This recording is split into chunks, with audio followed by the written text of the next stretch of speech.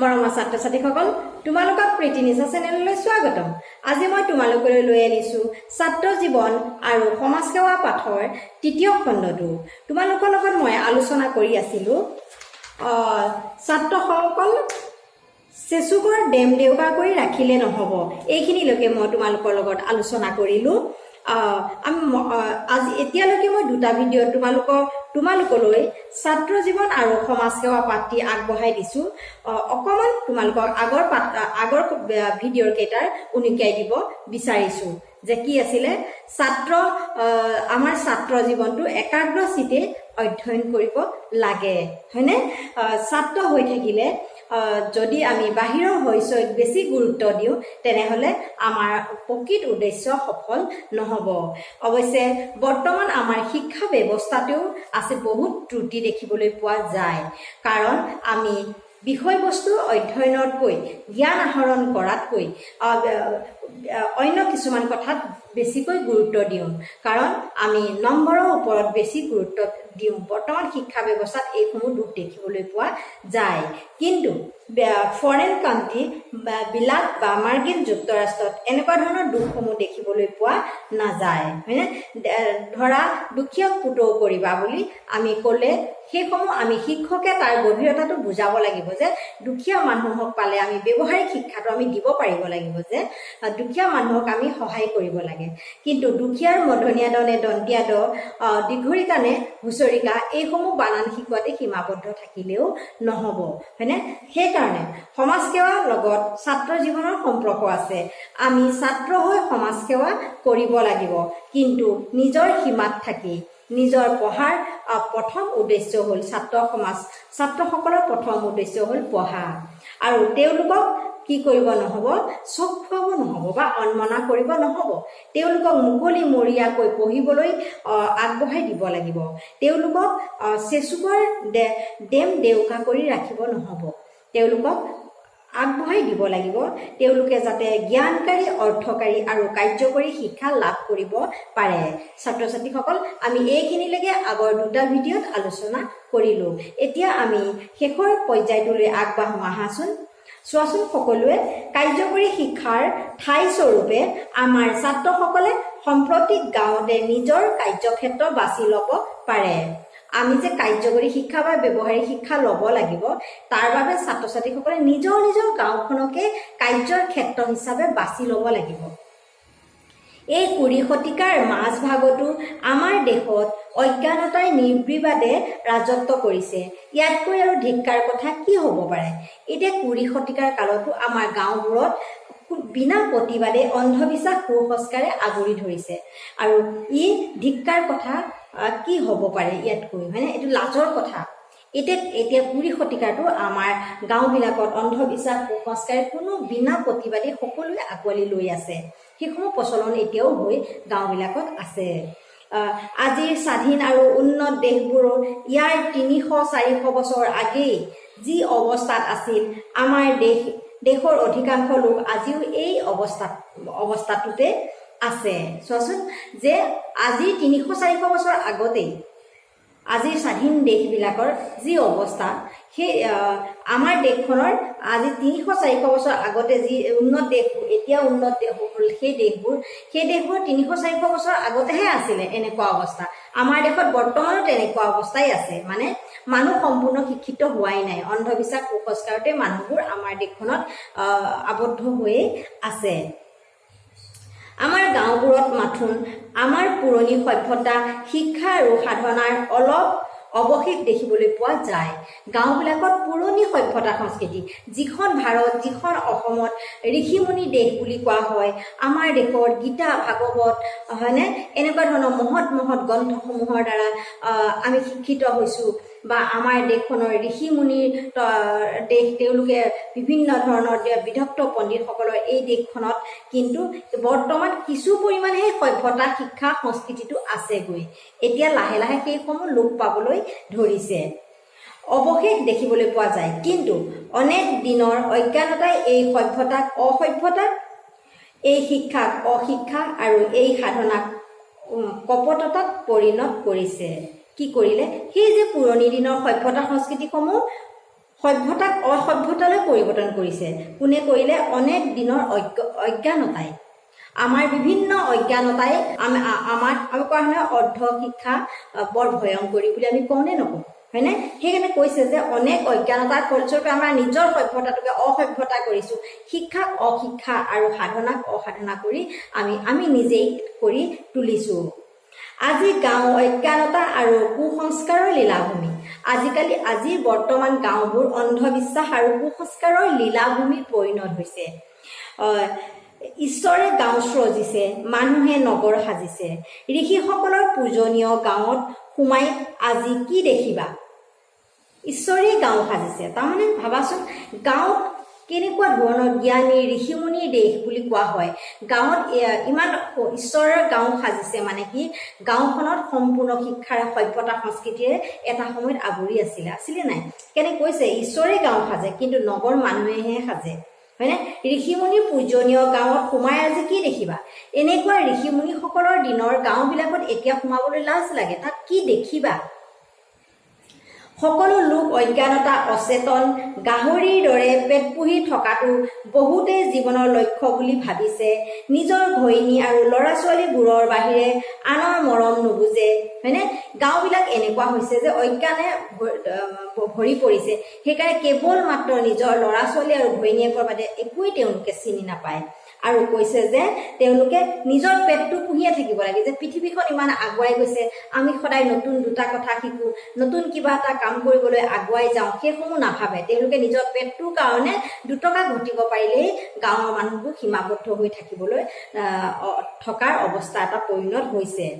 এচিকটা মাটিৰ কাৰণে ভায়ে ভায়ে কটাকটি মৰামৰি কৰি কাছাৰীৰ ঘৰলৈ আহি পাপৰ বেহাইছে। কাছাৰীয়ে কি কৰে? মাংস কাটে, হয়নে? এতিয়া কৈছে যে মানুহবোৰ ইমানেই অন্ধবিশ্বাস কুসংস্কাৰত বৰ্তি আছে আৰু অজ্ঞানতাই আগুৰি আছে যে তেওঁলোকে ভায়ে ভায়ে অকণমান মাটিৰ কাৰণে কটাকটি লাগিছে, মৰামৰি লাগিছে, যেন কাছাৰীৰহে এইখন বেহা, যে ইটোৰ পিছত সিটো মাংস কাটিছে।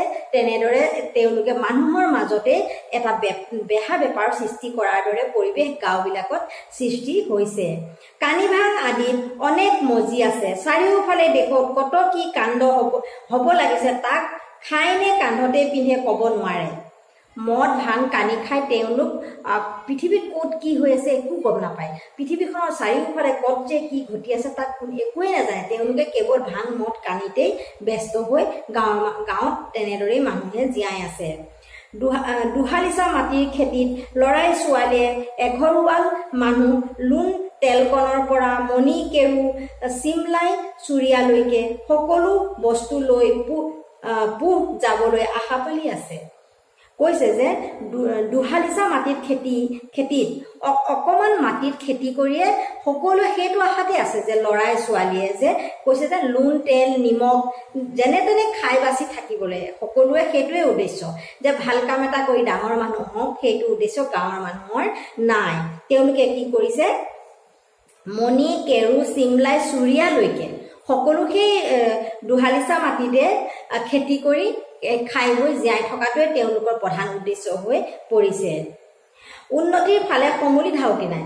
উন্নতি কৰিবলৈ কাৰো আশা নাই, যে অন্য কিবা ৰাস্তা এটা বিচাৰি আমি উন্নতি কৰোঁ, সেই কথা কাৰো ধাউতি নাই। খাই বৈ মাথোন পেটে ভাতে খাই বৈ জীয়াই থকাটোৱে গাঁৱৰ মানুহৰ লক্ষ্য হৈ পৰিছে। দিন যাওক কাপোৰ নেফাটক, মানে কাপোৰযোৰে ইমানেই দিন যাওক যে দিন পাৰ কৰি থাকোঁ কাপোৰ নাফাটক, যেনে তেনে চলি থাকোঁ আৰু দিনবোৰ যাওক, মোৰ জীৱনটো এনেকৈয়ে পাৰ হ'ব। কিন্তু মোৰ জীৱনতে যে মই উন্নতি কৰিব পাৰিম সেই কথাটো গাঁৱৰ মানুহে ভাবিবলৈ পাহৰিয়ে গৈছে। কৰি কাল বঞ্চিছে। উদৰ 7 পুৰুষৰ মৰিল কেঁচা মাছ খাই, বান্দৰৰ 7 পুৰুষ মৰিল ডাল কোবাই। এই বচন মাতি নিজক উদ আৰু বান্দৰৰ শাৰীত বহুৱাই ৰাখিছে। কিবা এটা কাম কৰাৰ কথা যদি কোনোবাই কয় তেতিয়া ক'ব যে উদৰ 7 পুৰুষ কেঁচা মাছ খাওঁতে গ'ল। তেওঁলোকে কেঁচা মাছ খাই জীৱনটো কটায়। তেওঁলোকে আৰু ভজা মাছৰ সোৱাদ ল'ব বিচৰা নাই বা নাজানে, উদৰ সিমানখিনিয়ে জ্ঞান। আৰু বান্দৰেও গছে গছে ডাল কোবাই কোবাই ফল খাওঁতেই জীৱন গ'ল, তেওঁলোকৰ একো উন্নতি নাই। তেওঁলোকে তেনেদৰে কিবা কাম এটা কৰিবলৈ গ'লে আমাৰ জীৱনো এনেকৈয়ে যাব, আমি এনেকৈ খাই বৈ আমাৰ জীৱনটো যাব আৰু তেনেকৈ কৈ সেই উদ আৰু বান্দৰৰ জেগাত নিজক ৰাখে তেওঁলোকে। গতিকে কুচুত কপতে আমাৰ গাঁওবোৰ খুলি খাইছে। গাঁৱত এটি ভাল দেখিলে তাৰ লগতে নিজেও উঠাবলৈ চাওক চাৰি চাৰি কেনেকৈ সেইটিকো নমাই আকৌ তেওঁলোকৰ শাৰীত থ'ব পাৰি তাৰ চিন্তাত ৰাতিও টোপনি নাই। গাঁও জেগাবোৰত আমি সকলো গাঁৱত আছোঁ, আমি জানো গাঁৱৰ বিষয়ে, হয়নে? গাঁৱত কোনেও কাৰো ভালটো সহ্য নকৰে। কোনোবা যদি এজনে কিবা এটা ভাল কাম কৰে সেই ভাল কামটো কেতিয়াও প্ৰশংসা নকৰে, সেই মিছা নহয়, বিশ্বাসে নকৰে মানুহবোৰে। তেওঁলোকে সেই ল'ৰাজন বা ছোৱালীজনীৰ উন্নতিটো নি পাৰিলে তেওঁ বেয়া কৰিবলৈহে চেষ্টা কৰে। সেইকাৰণে কৈছে যে উন্নতিৰ কথাটো নাই, কোনোবা এজনে উন্নতি কৰিলেও চলে বুদ্ধিৰে কপট কৰি তেওঁ তললৈ নিজৰ ঠাইলৈ লৈ আহিব বিচাৰে। নিজেতো উন্নতি নকৰেই, আনৰ উন্নতিটোতো গাঁৱৰ মানুহে ৰাতি টোপনি নহয় আনৰ উন্নতি হ'লে। গতিকে চোৱা, এডোখৰ মাটিতে সাৰ জাবৰ দি কেনেকৈ তাৰ পৰা সৰহ শস্য উলিয়াব পাৰি, কেনেকৈ গৰু জাতিটোক ভালদৰে পোহপাল দি নিজৰ অৱস্থা অলপ টনকিয়াল কৰিব পাৰি, লোকৰ হাত মুখলৈ নাচাই কেনেকৈ নিজেই নিজৰ লাজ নিবাৰণ কৰিবৰ কাৰণে কানিডোখৰ উলিয়াই ল'ব পাৰে, তালৈ মন কাণ নাই। সকলোৱে পাৰে, কৰিম বুলি ক'লে কৰিব নোৱাৰা কাম পৃথিৱীত একোৱেই নাই, হয়নে? এডোখৰ মাটিতে যদি আমি সাৰ প্ৰদান কৰি শস্য উৎপাদন কৰোঁ, আমি তাৰ পৰা দুফল বেছিকৈ পাম নে নাপাম শস্য? ঠিক তেনেদৰে গৰু কেইটামান পুহি আমি তাৰ পৰা উন্নতি কৰিব পাৰিম নে নাই? ঘৰত এটা গৰু আছে, সেই গৰুটোক এজনী গাই আছে, সেই গাইজনী গাখীৰখনৰ ওপৰতে চকু মুদি সকলো চলি থাকোঁ, কিন্তু তাৰ পৰা যে আমি আৰু দুগুণ কৰিব পাৰি সেই ব্যৱস্থাটো আমাৰ মনলৈ কাৰো কাণসাৰ নাই। কি কৰে? সকলো কোনোৱে মন কাণ নিদিয়ে আৰু যেনে তেনে জীয়াই থাকিবলৈহে গুৰুত্ব গাঁৱৰ মানুহৰ।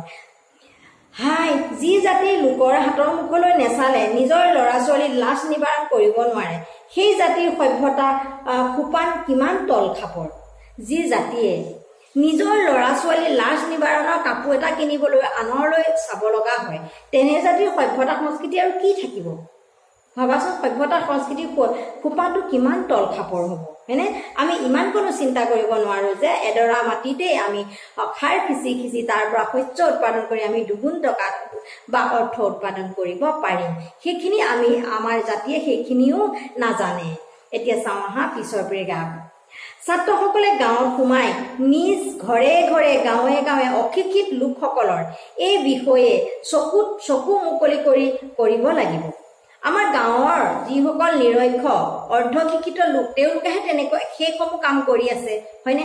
গতিকে আমি যিহেতু ছাত্ৰ, আমি দেশৰ কালিলৈ নাগৰিক, গতিকে আমি যিহেতু শিকিছোঁ কেনেকৈ উন্নতি কৰিব লাগে, কেনেকৈ জ্ঞান আহৰণ কৰিব লাগে, অৰ্থ আহৰণ কৰিব লাগে, কাৰ্যকৰী শিক্ষা ল'ব লাগে। গতিকে সকলো ছাত্ৰই নিজৰ গাঁৱক যিহেতু কাৰ্যক্ষেত্ৰ হিচাপে বাছি লৈছা, গতিকে নিজৰ গাঁৱৰ অশিক্ষিত লোকসকলৰ ওচৰলৈ গৈ তেওঁলোকৰ চকুকেইটা মুকলি কৰিব লাগিব। আমি তেওঁলোকক বুজাব লাগিব আৰু ককাই দদাই বা দেউতা বুলি তেওঁলোকক নিজৰ অৱস্থাৰ কথা চকুৰ আগত দাঙি ধৰিব লাগিব। বাতৰি কাকত আৰু জ্ঞান আৰু জগতৰ বাতৰি থকা পুথি পঢ়ি তেওঁলোকৰ অজ্ঞানতা দূৰ কৰিবলৈ যত্ন কৰিব লাগিব। তেওঁলোকক দাদা, ককা, মামা, খুৰা যি বুলিয়ে নোকোৱা সম্বোধন কৰি আমি ছাত্ৰসকলেই বাতৰিৰ পৰা বিভিন্ন বিচিত্ৰ জগতৰ বাতৰি কাকতবোৰ পঢ়ি তেওঁলোকক জ্ঞান দিব লাগিব যে আমি কেনেদৰে উন্নতি কৰিব পাৰোঁ, নিজৰ ঘৰখন উন্নত কৰিব পাৰোঁ, নিজৰ কাপোৰ কানিকেইটা নিজৰ এডৰা মাটিৰ শস্যত উৎপাদন কৰিয়ে কেনেদৰে আৰু বেছি অৰ্থ উপাৰ্জন কৰিব পাৰোঁ, এইবোৰ ছাত্ৰ ছাত্ৰীসকলে বাতৰি পঢ়ি শুনাব লাগিব। আৰু বিভিন্ন জ্ঞানৰ কিতাপ পত্ৰবোৰ পঢ়ি সেই গাঁৱৰ মানুহবোৰক তেওঁলোকে ক'ব লাগিব আৰু পুথি পঢ়ি তেওঁলোকৰ অজ্ঞানতা দূৰ কৰিবলৈ যত্ন কৰিব লাগিব। তেওঁলোকক সেই পুথিসমূহ পঢ়াই শুনাই মনত থকা অজ্ঞানতাসমূহ দূৰ কৰিব পাৰিব লাগিব। তেওঁলোকৰ মাজৰ পৰা কুৎসুত কপট গুচাবলৈ চাব লাগিব। আমি তেওঁলোকৰ মনত থকা হিংসাৰ ভাৱবিলাক যে ইজনে সিজনক বেয়া পায়, এজনৰ উন্নতিত আনজনে বেয়া পায়, এনেকুৱা ধৰণৰ কুৎসুত কপটবিলাক আমি শিক্ষিত ছাত্ৰ ছাত্ৰীসকলে আঁতৰাবলৈ গাঁৱে গাঁৱে নিজৰ গাঁওখনত চেষ্টা কৰিব লাগিব। আৰু গাঁৱত কোনো নৰিয়া আদি হ'লে উপদেশেৰে বা আন উপায়েৰে সহায় কৰিব লাগিব। গাঁৱত সাধাৰণতে নৰিয়াত পৰিলে বা বেমাৰত পৰিলে যাদু মন্ত্ৰ তন্ত্ৰ মন্ত্ৰ সকলোৱে বিশ্বাস কৰে, কিন্তু আমি ছাত্ৰ সমাজে জানো যে বিজ্ঞানৰ যুগত এতিয়া ডক্তৰক দেখাব লাগিব, ঔষধ দৰৱ খাব লাগিব, হয়নে? আৰু এতিয়া চোৱা, আমি কি কৰিব লাগিব জানানে?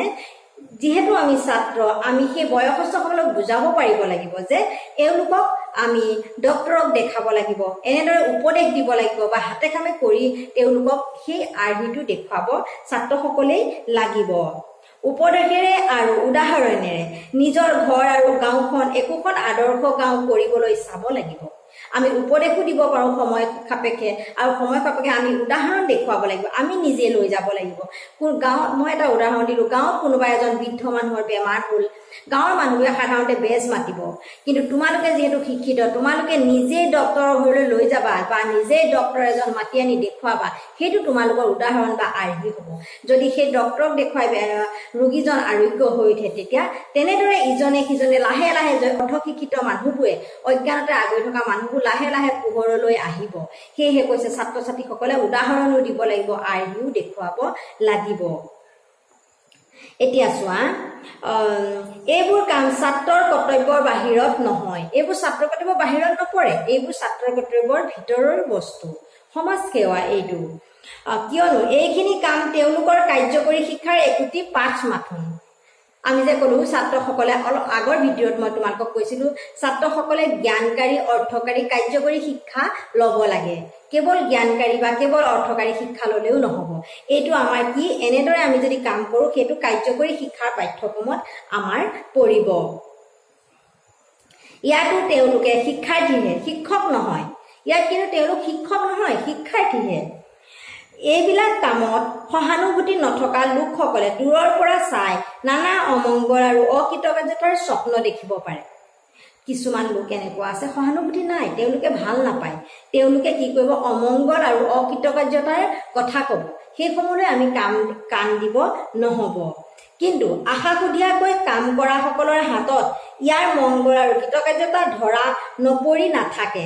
আমি যদি অন্তৰৰ পৰা সেই কামটো কৰিবলৈ যাওঁ, তেনেহ'লে আমি দুদিন দেৰি হ'লেও কৃতকাৰ্য হ'মেই। কোনোবাই আমাক অমংগল দেখুৱাইছে, কোনোবাই অকৃতকাৰ্যতা হ'ব বুলি আমাক ইটিকিং কৰিছে, ঠাট্টা কৰিছে, আমি সেইবোৰলৈ কাণ দিব নালাগে। আমি যিহেতু শিক্ষা লৈছোঁ, যে আমি কাৰ্যকৰী শিক্ষা লৈছোঁ, আমি আদৰ্শ দেখাব লাগে, উদাহৰণ দেখাব লাগে, আমি নিজৰ কাম কৰি যাব লাগে, আনৰ কথালৈ গুৰুত্ব দিব নালাগে।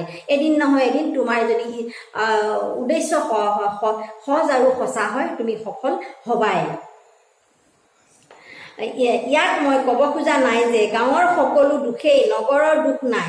মই ইয়াকে ক'ব খুজিছোঁ, গাঁও একাধাৰে নগৰৰ জনক জননী। এইটো নহয় যে চব দুখ গাঁৱতেই আছে, গাঁৱতে অৰ্ধশিক্ষিত, অন্ধবিশ্বাস, কুসংস্কাৰ, গাঁৱতে নজনা মানুহ আছে। কবিয়ে তাক ক'ব বিচৰা নাই।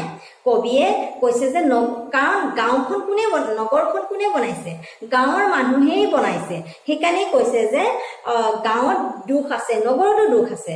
কাৰণ গাঁৱৰ পৰাই গৈ পেলাই নগৰ হৈছে জনক জননী। জননী মানে মাতৃ বা পৃথিৱী, জনক মানে হ'ল অভিভাৱক। গতিকে নগৰৰ অভিভাৱক আৰু মাতৃ হ'ল গাঁওখন। গতিকে নগৰত থকা মানুহৰো এনেধৰণে কুৎসুত, কপট, অন্ধবিশ্বাস, আনৰ উন্নতিত বেয়া পোৱা মানুহ নগৰতো আছে। সকলোতে সমপৰ্যায়ে ভাল পোৱা, বেয়া পোৱা সকলোতে সমপৰ্যায়তে থাকে। সেইকাৰণে কৈছে, কবিয়ে কৈছে যে গাঁও একাধাৰে নগৰৰ জনক জননী। গাঁৱে মাতৃস্বৰূপে নগৰক জন্ম দি পিতৃস্বৰূপে পালন কৰিছে। গম পালানে? নগৰখনক গাঁৱেই জন্ম দিছে। নগৰ যেনেকৈ একে উশাহতে সৃষ্ট হৈছে, সেইদৰে একে উশাহতে নষ্ট হ'ব। কিন্তু গাঁও অৰ্থাৎ খেতিয়ক জাতিটো এবাৰ ধ্বংস পালে তাক সহজে পুনৰ জন্মাব নোৱাৰি। নগৰখন একে উশাহতেই সৃষ্টি, কাৰণ নগৰ মানুহেই সৃষ্টি কৰিছে, হয়নে? আৰু একে উশাহতে ধ্বংসও নগৰ হ'ব পাৰে। কিন্তু গাঁৱৰ এজন খেতিয়ক বা গাঁও এখন সৃষ্টি যেনেকৈ সুন্দৰ বা আৰু ধ্বংস তেনেকৈ কিন্তু সহজ নহয়। এবাৰ যদি গাঁওখন ধ্বংস হৈ যায়, তাক পুনৰ্জীৱিত কৰা টান। নগৰখন তুমি পুনৰ সৃষ্টি কৰিব পাৰিবা, মানুহৰে সৃষ্টি, কিন্তু এজন খেতিয়ক বা এখন গাঁও কিন্তু এবাৰ ধ্বংস হ'লে পুনৰ্জীৱিত কৰাটো অলপ টান, সহজে পুনৰ জন্মাব নোৱাৰিবা। সেই দেখি প্ৰকৃত দেশৰ উন্নতি কৰা মানে গাঁৱৰ উন্নতি কৰা, গাঁৱত শিক্ষা বিস্তাৰ কৰা, গাঁৱলীয়া লোকসকলক নিজৰ সন্মান আৰু দায়িত্বৰ কথা সোঁৱৰাই দিয়া। সেয়েহে কৈছে কবিয়ে নিজৰ সমাজ সেৱা যদি কৰিব বিচাৰিছা, নিজৰ দেশখনক যদি উন্নতি কৰিব বিচাৰিছা, প্ৰথম নিজৰ গাঁওখনক উন্নতি কৰা, গাঁৱৰ গাঁৱলীয়া মানুহবোৰক শিক্ষিত কৰা, গাঁৱৰ সভ্যতা সংস্কৃতি উন্নত কৰা, তেতিয়া দেশখন স্বাভাৱিকতেই উন্নত হৈ উঠিব আৰু গাঁৱৰ মানুহৰ নিজৰ দায়িত্ব কৰ্তব্যবোধ সোঁৱৰাই দিব লাগে। পশ্চিমৰ শিক্ষা আৰু সভ্যতাৰ লগত এটি পবিত্ৰ সাম্যভাৱৰ ঢৌ আহিছে। এই সাম্যভাৱ এতিয়া আমি সকলোৰে প্ৰচাৰ কৰিব লাগে। কেৱল আমাৰ ভাৰতীয় সভ্যতা সংস্কৃতিকে আমি সাঙুৰি থাকিলে নহ'ব, হয়নে? পশ্চিমীয়া সভ্যতা সংস্কৃতিও কিছু পৰিমাণে আমি ল'ব লাগিব। আমি যদি আমাৰ নিজৰ দেশখন ৰাজ্যখন যদি উন্নতি কৰিব বিচাৰোঁ, এই সাম্যভাৱটো গাঁৱৰ মানুহৰ মাজত প্ৰচাৰ কৰিব লাগিব। গাঁৱৰ মানুহে নতুনত্বক সহজে আঁকোৱালি ল'ব নোখোজে। আঁকোৱালি ল'লে তাৰ পৰা আমাৰ নিজৰ দেশৰ, আমাৰ নিজৰ গাঁওখনৰ কি কি লাভ হ'ব, এই সকলোবিলাক কথা ছাত্ৰ ছাত্ৰীসকলে বাতৰি কাকতৰ জৰিয়তে হওক, নিজেই প্ৰচাৰ কৰি আদি কৰি হ'লেও মানুহবিলাকৰ মাজত এইসমূহ প্ৰচাৰ কৰিব পাৰিব লাগিব। খোৱা লোৱা থকা মেলা সকলো বিষয় যে গৰু পহুৰ জীৱনতকৈ মানুহৰ জীৱন বহু ওখভাৱে নিয়াব লাগে, এই কথাও দেখুৱাব লাগিব। গাঁওবিলাকত সাধাৰণতে মানুহে খোৱা লোৱা থকা গৰু পহুৰ দৰেই থাকিব খোজে, লেতেৰাকৈ থাকে, চাফ চাফাইটো বুজি নাপায়, হয়নে?